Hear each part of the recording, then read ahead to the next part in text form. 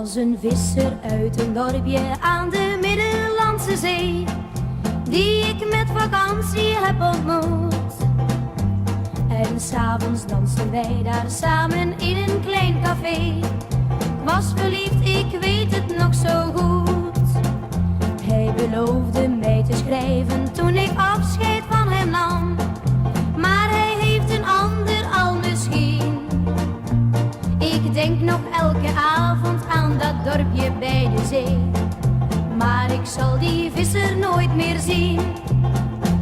Adio, adio, adio, visser met je ravenzwarte haar. Adio, adio, adio, misschien tot volgend jaar. Denk je terug aan dat cafeetje waar we zaten met ons twee. We dansten daar tot midden in de nacht en dronken rode wijn daar bij de Middellandse Zee. Aan een afscheid had ik niet gedacht.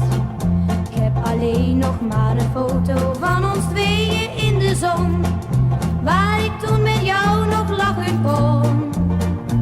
Maar volgend jaar ga ik weer terug waar ik je heb ontmoet, waar ons mooie avontuur begon.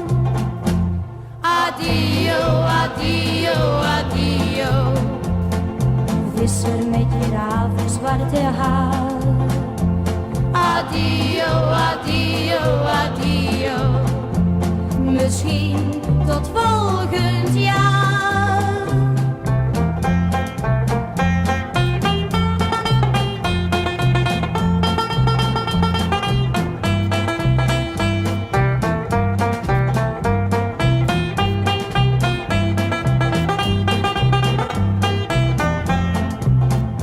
Hij beloofde mij te schrijven toen ik afscheid van hem nam, maar hij heeft een ander al misschien. Ik denk nog elke avond aan dat dorpje bij de zee, maar ik zal die visser nooit meer zien. Adio, adio, adio, visser met je ravenzwarte haar.